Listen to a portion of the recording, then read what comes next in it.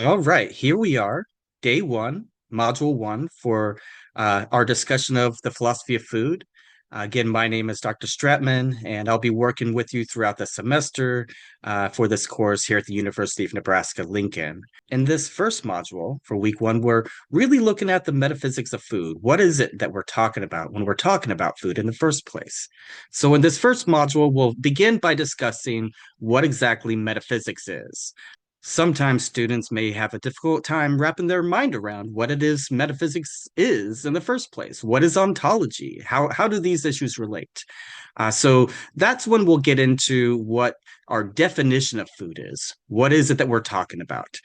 On the one hand, we've got things like dictionary definitions, but philosophers want to go beyond merely appealing to what a dictionary says. Philosophers are interested in things like natural kinds or biological kinds, as well as functional definitions.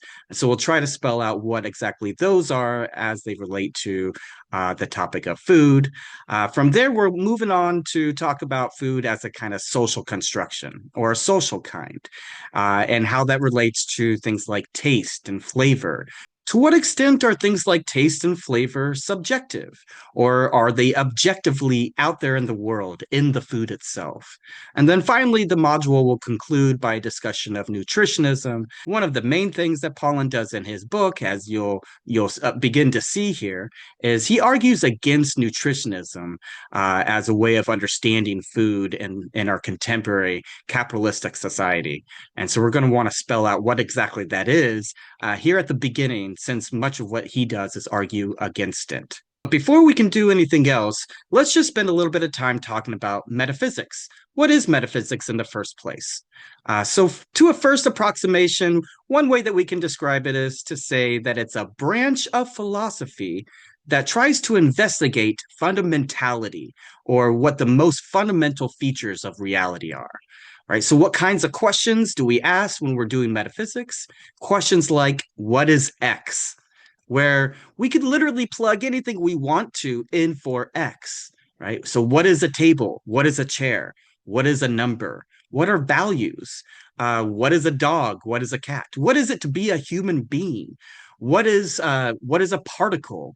What are abstract objects? What is God? Right? So all these different things that we could plug in for X. When we're doing metaphysics, we're trying to figure out what it is that we're talking about. Right? So what is the nature of that thing? What's the most fundamental aspect of that thing or of reality in general? So another way to put this is by thinking of different examples, right? Metaphysicians ask questions like, what are the basic kinds of things that exist? And how do those things relate to one another, right? Does God exist? Do abstract entities exist? What is the structure of time and space? What is possibility? Do we have free will, or do we live in a it's some sort of a deterministic universe such that we don't have any free will? We could not have done otherwise. What's the nature of personal identity over time and through change? Right. So we experience change all the time. Right. In fact, the body you have right now is literally composed of different material, different cells than the body you had when you were born. So are you the same person, even though you literally have a different body now than the one you had when you were born? Those are the kinds of questions that we ask when philosophers are doing metaphysics.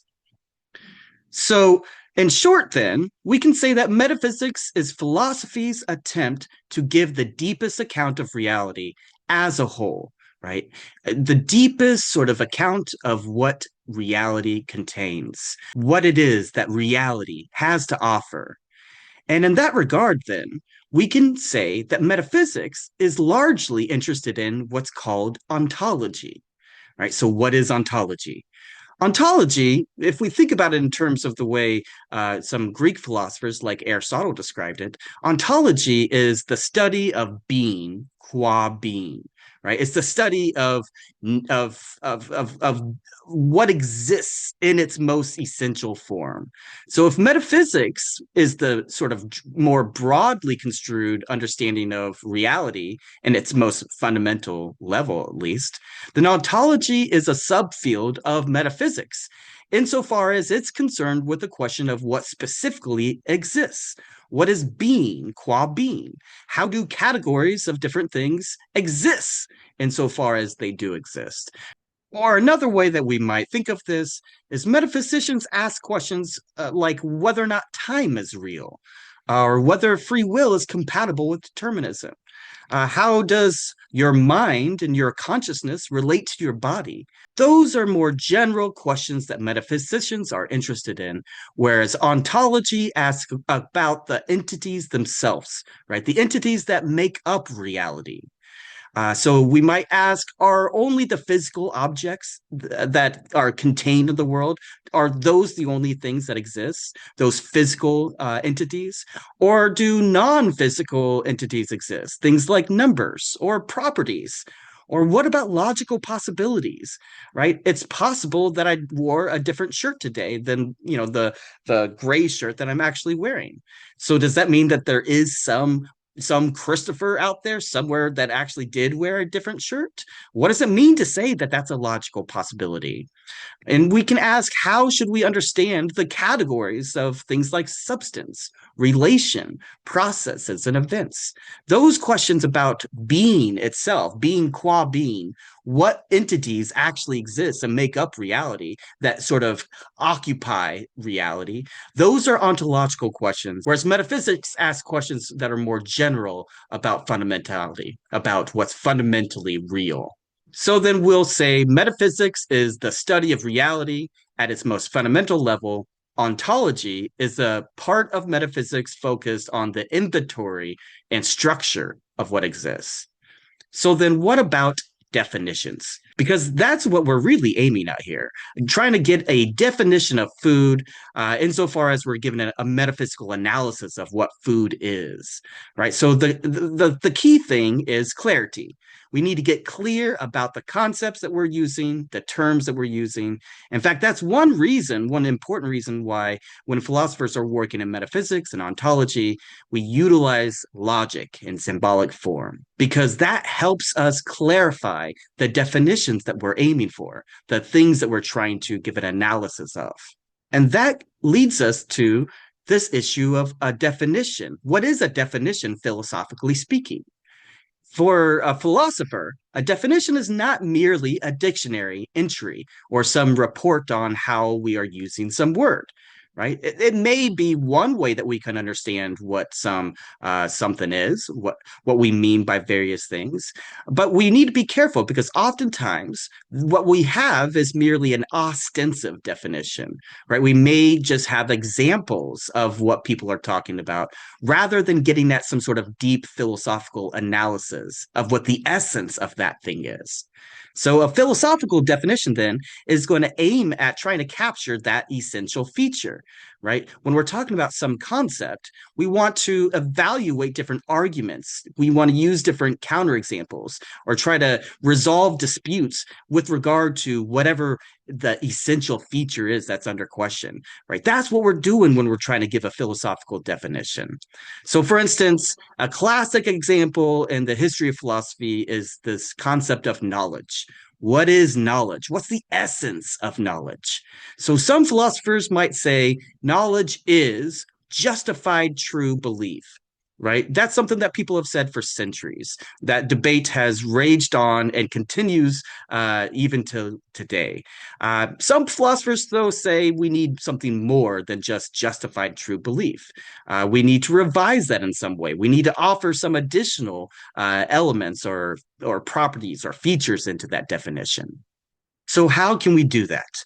Well, when we're thinking about knowledge, for instance, we might say that in order for Smith to know that today is Friday, well, that must be a belief that Smith has, for instance, right? So we need to have this notion of a belief that Smith has, and that belief needs to be true. It needs to actually be Friday rather than Thursday, right? And it needs to be a justified belief. So we might say, well, Smith needs to have some good reason, some good evidence for holding that belief, rather than it just be a mere coincidence or a good guess on his part. Or take the example of whether or not Smith believes that God exists, right? If Smith knows that God exists, then it better be true that God exists, because we couldn't say that Smith knows God exists if God does not exist, right? If that belief were false. And Smith better be justified in believing that claim, right? It couldn't just be a good guess or a mere matter of faith. Merely having faith that God exists does not count as having knowledge that God exists. But you might think we need to add extra elements in there, right? So that gets to this point about offering necessary and sufficient conditions. Philosophers try to capture what the essence of our concepts are by spelling out what conditions are necessary for that concept to apply, and what conditions would need to be sufficient or enough for the concept to be correctly applied. So let's say a little bit more about those. A necessary condition is a feature that must be present for something to count. For example, truth would be a necessary condition for knowledge, insofar as you could not know something if that thing was false, right? But it's not clear that truth is a sufficient condition for knowledge, right? You also need to believe that thing, and presumably your belief needs to be justified in some regard. So, what do we mean then by a sufficient condition?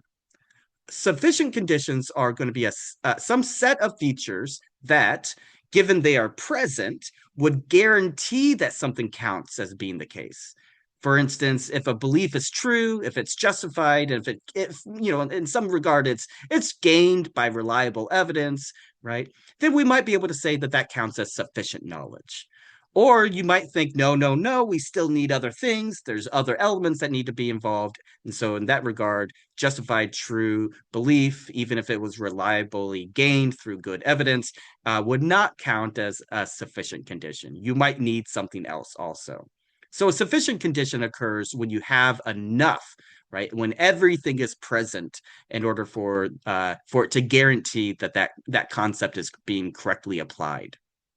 Or consider another classic example in philosophy. This is the example of justice. What is the essence of justice? This question gets raised and is one of the primary issues discussed in Plato's The Republic, especially in Book One. So, in Plato's Republic, Socrates is engaged in a discussion about the nature of justice. What is the essence of justice? What is justice really, right? So in that discussion, Socrates is talking to an Athenian elder named Cephalus, and Cephalus gives the following definition. He says that justice means that we give to each whatever is owed, right? And that's understood to mean that justice is paying one's debts or telling the truth. So, for example, if I borrow some money from you, then according to this definition of justice, justice would require me to pay it back. But we can ask whether or not this counts as a good definition. Is this the essence of what justice is really? And in order to really test that definition, what we need is a counterexample. And that's exactly what Socrates does in the Republic, Book One. Socrates offers the following sort of counterexample. He says, well, suppose that you borrowed a weapon from a friend. But then later on, your friend becomes mentally unstable and demands that you return that weapon because, well, let's just say they wanted to seek revenge on the people to whom they feel angry and unhappiness, right? Would it be just to return the weapon, knowing that they are planning to harm others? Presumably, we would say no, right? That's supposed to be the intuition that that would not be the just thing to do in this regard, in this particular case. So what that's supposed to show is that justice is not merely giving back what is owed. We can't simply understand justice in terms of giving to everyone whatever we owe them. That can't be a sufficient condition for justice, since it would sometimes lead to things that are unjust or unjust results, as what we've seen in this counterexample. Right. So, what the example of justice shows us is that a good philosophical definition or analysis requires both the necessary conditions and sufficient conditions. right? We need to have what's necessary, which is what is always going to be the case, what always must be present. And we need the sufficient conditions, which is enough to guarantee that the case counts. In the case of justice, justice captures only part of what it means, maybe something like keeping your promises or returning what is owed or some kind of fairness. But that's not going to count as the essence of justice. It's not going to tell us what justice is in and of itself. So, how does all of this apply to food? Specifically, what does this tell us about the definition of food or the metaphysics of what the nature of food is? That's what we're going to look into in the next video.